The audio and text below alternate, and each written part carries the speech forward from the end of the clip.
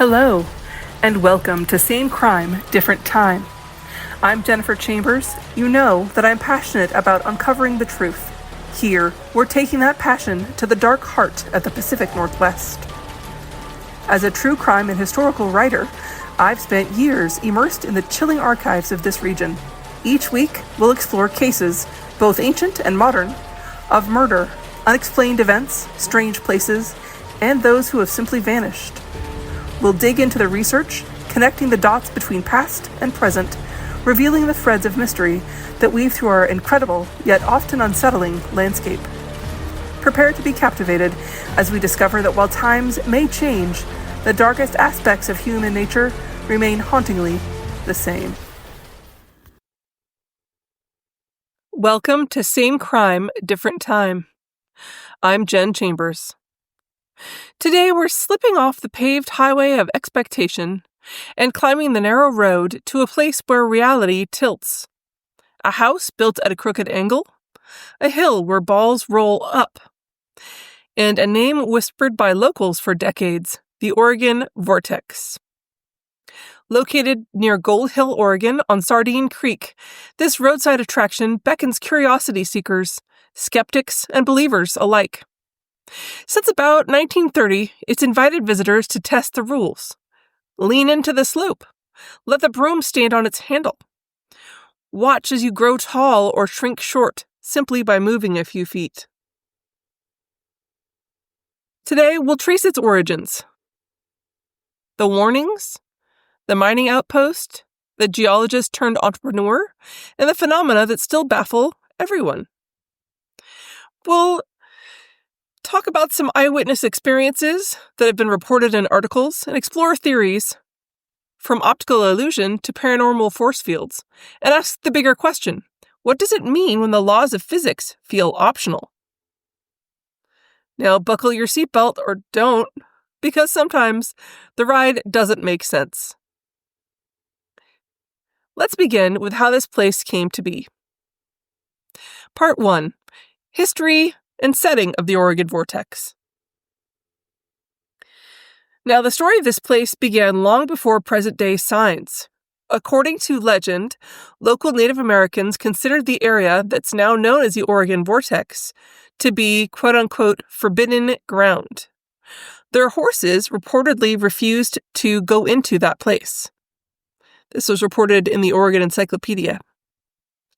Then, around 1904, the Old Gray Eagle Mining Company, which is a great name for a mining company, built an assay office for gold mining operations in the hills above Sardine Creek. If you're unaware, Southern Oregon, different parts of Oregon, had different kinds of mining booms and busts, just like a lot of places on the West Coast. And there are still lots of places around here where you can mine for gold today.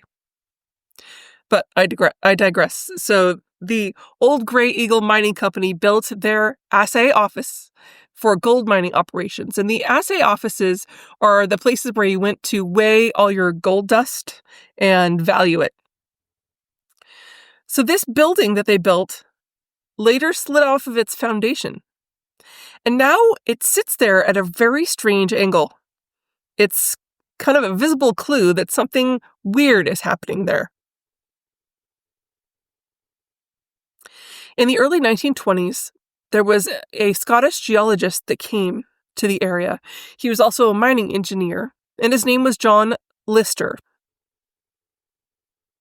He arrived and bought the land and began his own experiments. All different kinds of experiments based on all the weird stuff that happened there. In 1930, he opened up the site to the public and dubbed it the Oregon Vortex and House of Mystery. According to the description of the attraction, its own description, it says, quote, open to the public since 1930, the Oregon Vortex is a glimpse of a strange world where the improbable is the commonplace and everyday physical facts are reversed, unquote. What this means is, it's so weird. There's around 165 feet of a magnet radius There's a circle of land in this area where objects do roll uphill, or people's height seems to shift depending on what angle you're at. Or if you're standing upright, it feels wrong. On this hillside, you'll still find the House of Mystery, which was the old assay office, and a different trail full of demonstration spots where you can test these anomalies yourself. I've been there. It's super weird. So mining history kind of meets folklore, meets physics-bending claims. Next, we'll talk about a little bit more about what people have actually reported experiencing at the vortex. Part 2, Phenomena and Visitor Experiences. So what kinds of things do you actually see at the Oregon Vortex? Some of the reports that I've found, verifiable in different publications, have included things like golf balls or tennis balls that seem to roll uphill and push against gravity. There are many, many claims of two people who stand side by side, but then they appear to change height when they... They appear to change height when they switch positions. So you'll be on someone's left, and then you turn around and you switch spots with them, and suddenly you're the short or the tall one. It's so strange, but totally happens.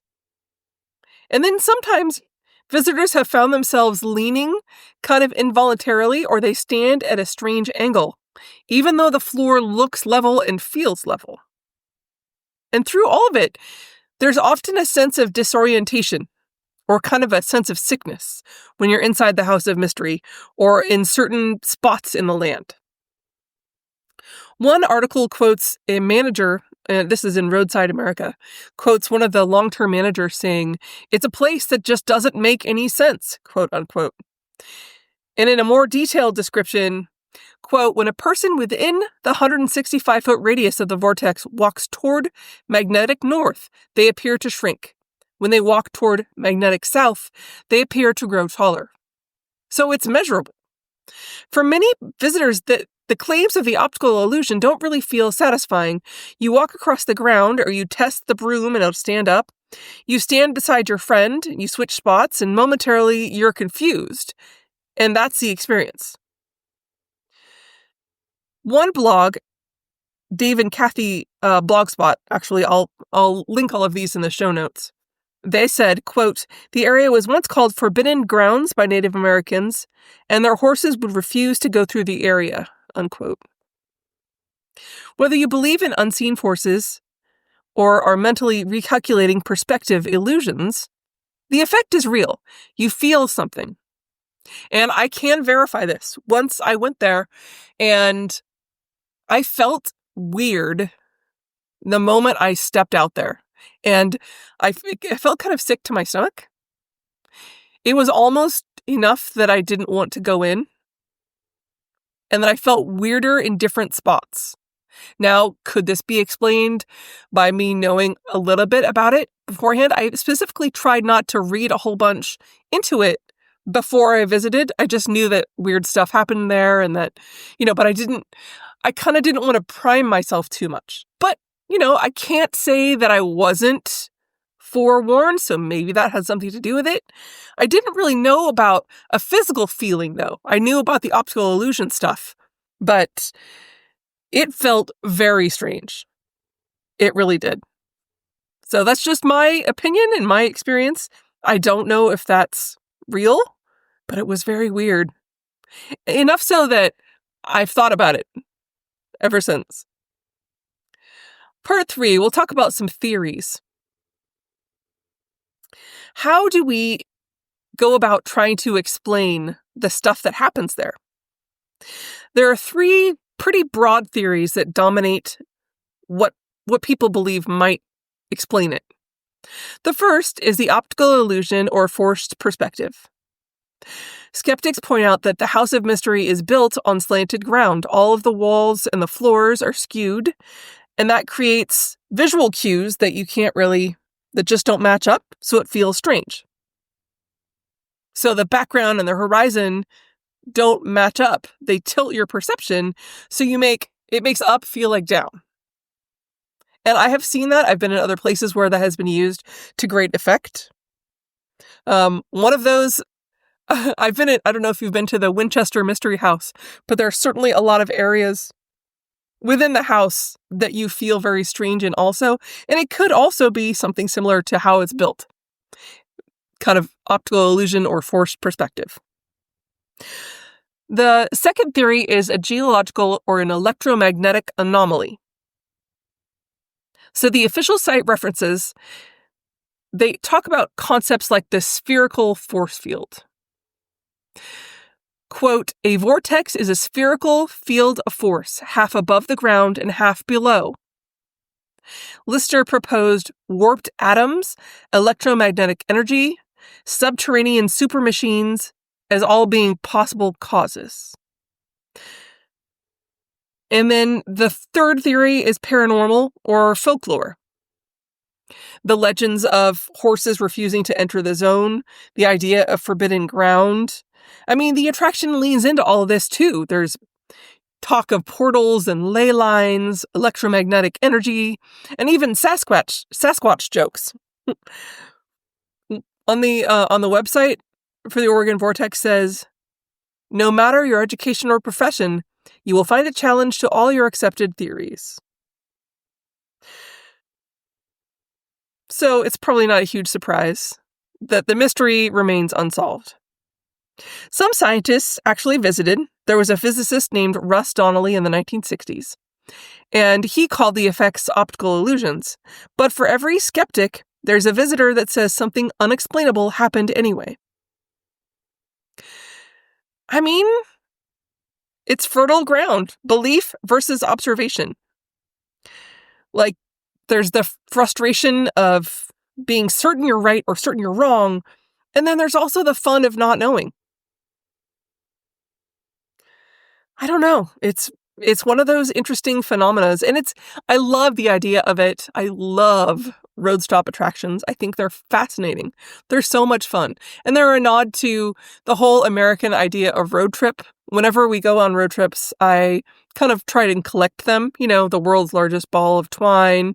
When we drove out to Iowa, when I was in the University of Iowa summer writing program, we drove across country because I live in Oregon, and we went to the world's largest rocking chair in Amana, Iowa. It was big. I mean, that kind of stuff it's fun.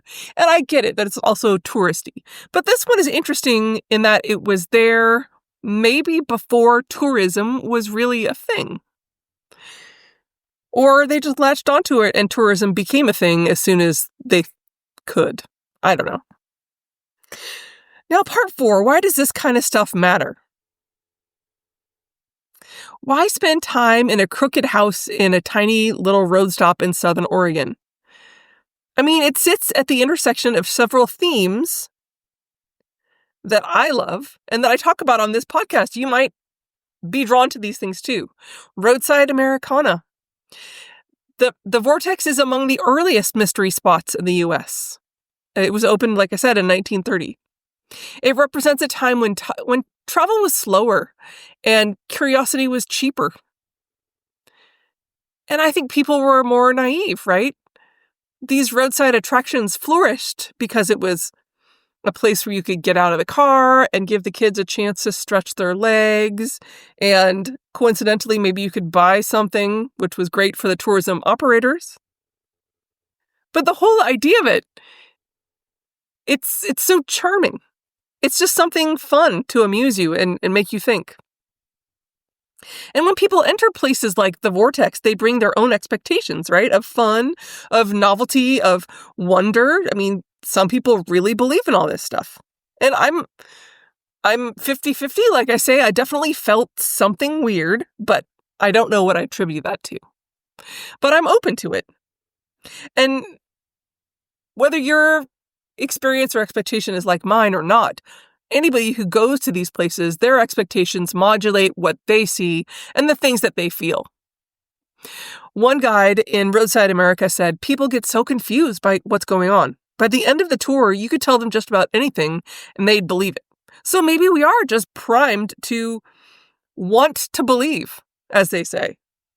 Like, we like places that hint that the world has an edge. The vortex gives you that edge. It's the place that's worth writing about.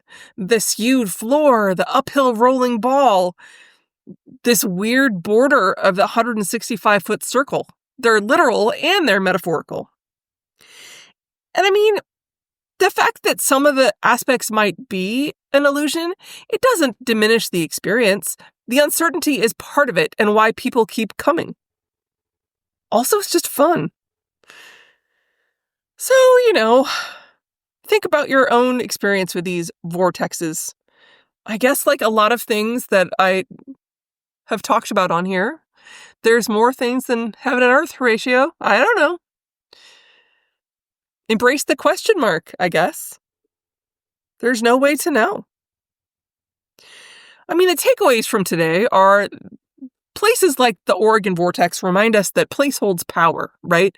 Not just through giant architecture, but kind of also through things like the way your perspective it is when you're looking at something or choosing to go somewhere and visit there. What's your expectation? What's your beliefs?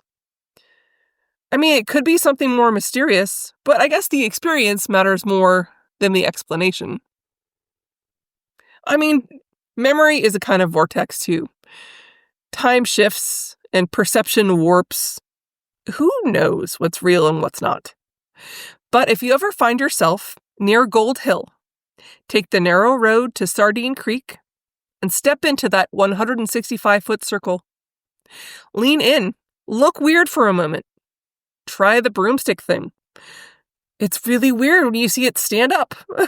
It's almost like it's magnetized. It stands straight up. I mean, really lean in. Let it all feel kind of unstable, because sometimes the best stories begin when you realize maybe not everything is what you thought it was. But at any rate, it was fun to explore this for today and for our closing podcast in October. Thank you for joining me on Same Crime, Different Time. I'm Jen Chapers. Keep your curiosity alive. And remember, sometimes the strangest stories and the strongest stories are the ones that tilt us just enough to see things differently. Until next time. Free audio post-production by alphonic.com. Thanks for listening today. Please review and rate wherever you listen to podcasts. That really helps out the show. And please leave us a voicemail at the Spotify link. Also, you can always feel free to send us an email at scdtmail@gmail.com or www.jennifer-chambers.com.